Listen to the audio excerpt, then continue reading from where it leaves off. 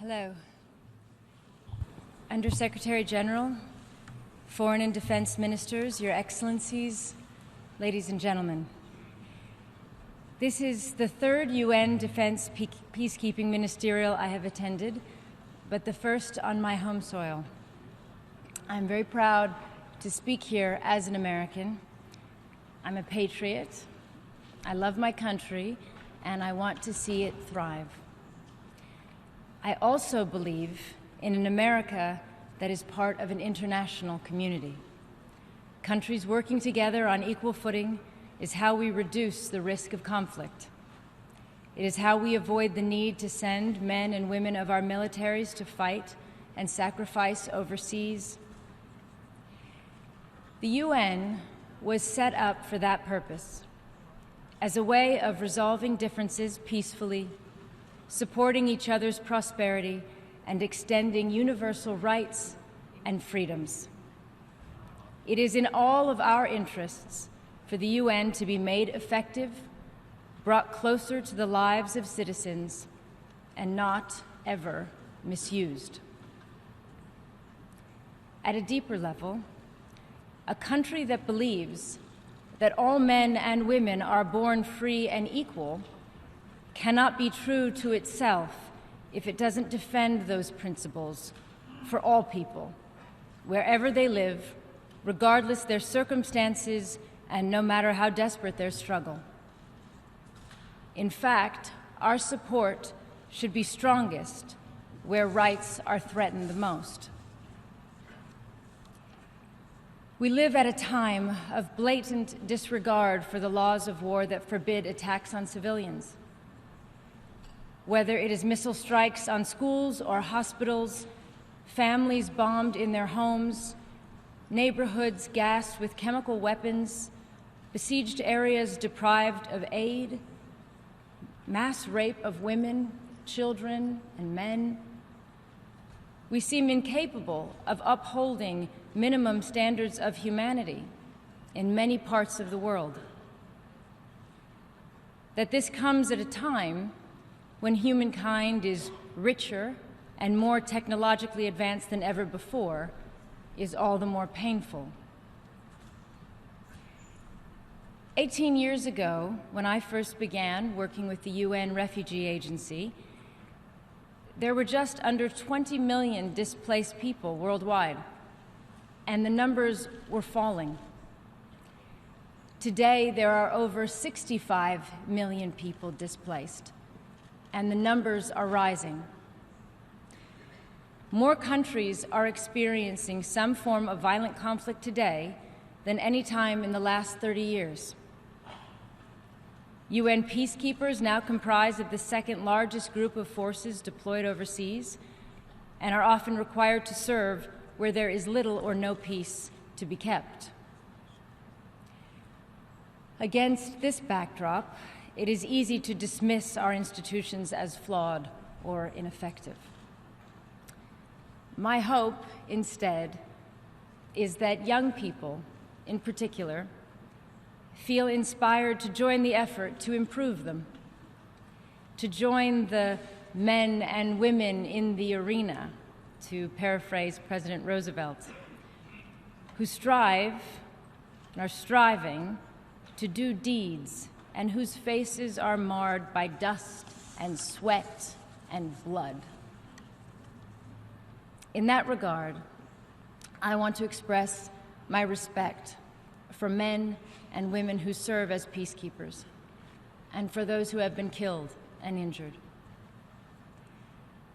The protection of civilians is the primary responsibility of governments. When UN peacekeepers are deployed, it is usually where a government is unable or unwilling to protect civilian life.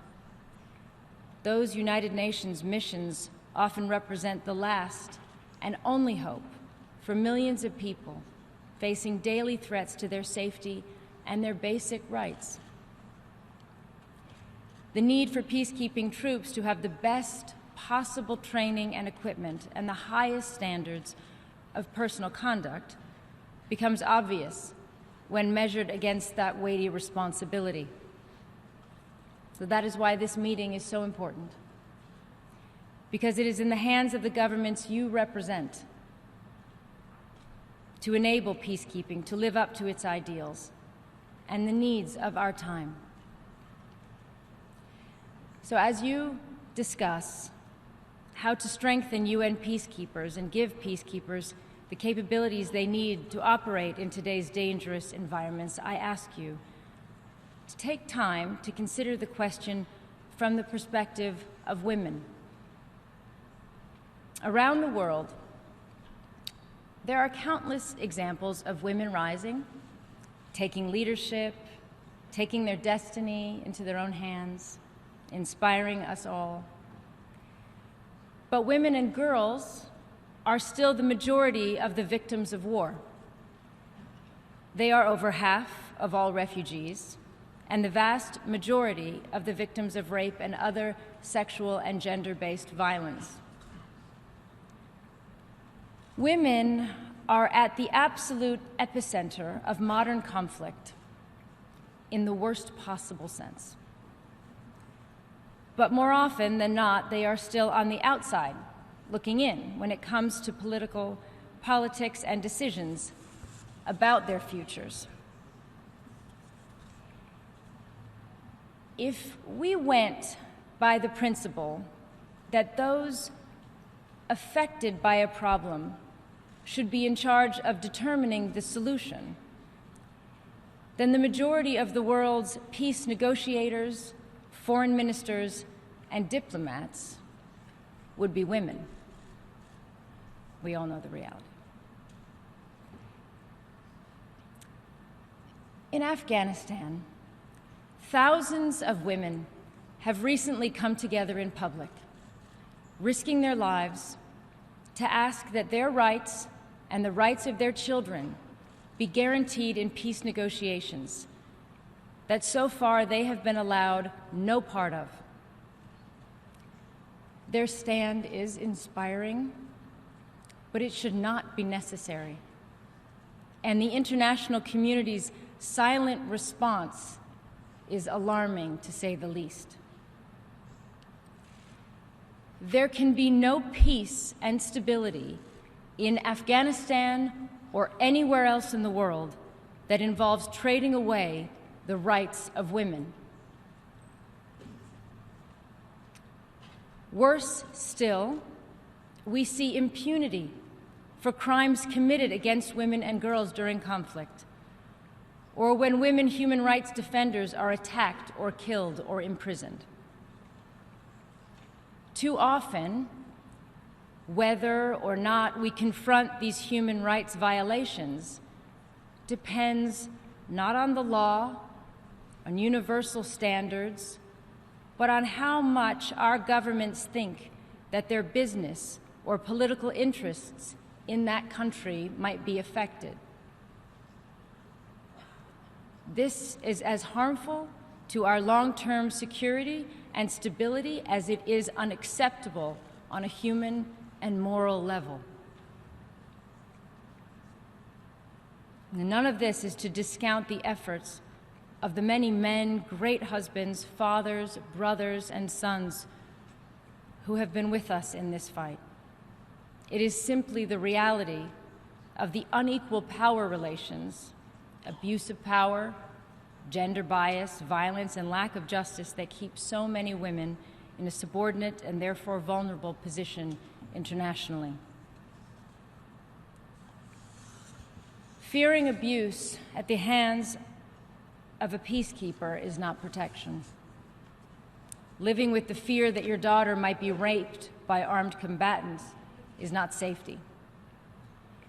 Knowing that if your children are harmed, no one will be held accountable is not a basis for peace and security. Denying half a population representation in peace negotiations or in government is not the route to long-term stability. As long as we continue to put almost every other issue ahead of women's rights and participation, we will remain stuck in a cycle of violence and conflict. We will have learned nothing, and our institutions will count for less than they should. From my experience, a growing number of men and women in uniform understand this. When we are at our best, doing what we are called to do, we all share the same goals, the same mandate: a safer, more stable world. We fight to defend our freedoms and rights and the freedoms and rights of others. I recently met a male peacekeeper who had just returned from deployment as a gender advisor in the Central African Republic. And he told me that when he started his career of service in Afghanistan, he considered women's rights to be a soft issue and not what war was fought for. But his experiences had made him understand that that is exactly what should be fought for and exactly what stabilizes a country. His ability to contribute to this goal became a source of pride for him. He had made that jump in his thinking, and while he'd been doing a great service to his country already, he had now added that understanding and that sense of partnership with the women he served.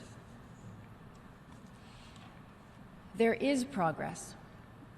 The number of cases of alleged sexual exploitation and abuse are down, although even a single case is unacceptable. The numbers of women peacekeepers is on the rise, with African nations in particular leading the way on this. There are more gender advisors on UN missions, although still not enough, and improving the training on the protection of civilians is starting to come into effect.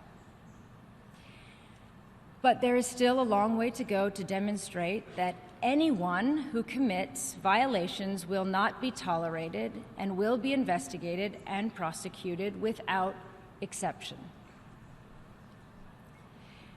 There is still much more to do to increase the number of women in the ranks of peacekeeping missions. And having met some formidable female peacekeepers this morning, I think that this change cannot come soon enough for the effectiveness and impact of peacekeeping missions. And of course, we cannot call for more women to serve without making it safe and viable for them to do so, including ensuring that they themselves are not vulnerable to sexual harassment or abuse. New actions by your governments in all these areas can make a huge difference, but they, I believe, must be accompanied by commitments to ensure that women's representation in peace negotiations, to be consistent in the defense of women's rights in all places, and to address the deep-seated societal reasons for inequality and violence against women. And above all, we need to understand that women themselves are protectors, as mothers and peacekeepers and human rights defenders. Women are already contributing to peace in theaters of war across the world without recognition or glory because it comes naturally to them, it's important to them. And think of how much more we could achieve with women's equal participation in all aspects of society. Not at the expense of men, but alongside men, because we are all partners in this life.